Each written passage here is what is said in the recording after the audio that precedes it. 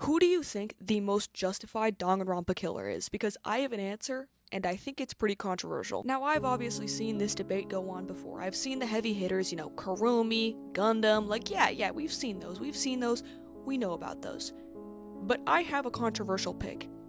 I'm gonna say Nagito. Nagito, Chapter 5, Danganronpa 2, Goodbye Despair. Now, you could be going, oh, actually, he's not. Yes, I know that technically he's not the killer, but for the sake of this argument, it was his plan. I'm gonna count him as this one, right? Here's the thing that I think a lot of people don't take into account. They don't take into account what we learned during Chapter 6 when looking at Chapter 5, because that's not information that we've learned yet, right? So, when you play through Chapter 5, his motive seems unclear. It's odd. Like, we don't know why he would do that. We don't know why he would set up such a brutal, violent, horrific plan. We as the audience are left to just think, oh, it's just because Nagito's so crazy, it's just because he's so insane. But if you really think about it, after Chapter 6, it makes sense, because in Chapter 6, we learn that the entire group, except for one person, they're all terrorists, including Nagito.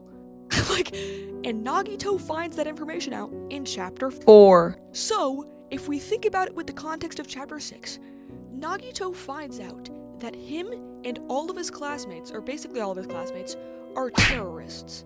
And because of that, he then chooses to take everyone out in one blow. Nagito sets up a plan that is intended to kill himself and everyone else on the island, while saving the one person who isn't a terrorist. He knows that there's one traitor in the group, and that one traitor is the one person who is not, a part of the Remnants of Despair, right? So he basically creates this plan to save the one person who isn't a Remnant of Despair while killing all of the Remnants of Despair.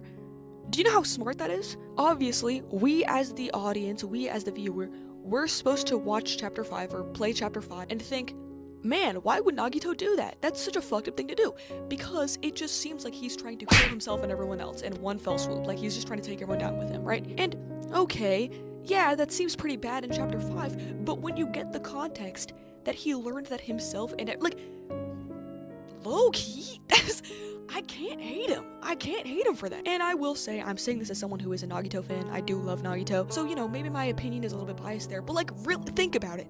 He found out that himself and all of his classmates are terrorists, and he said, okay, well, fuck it, we're all dying then.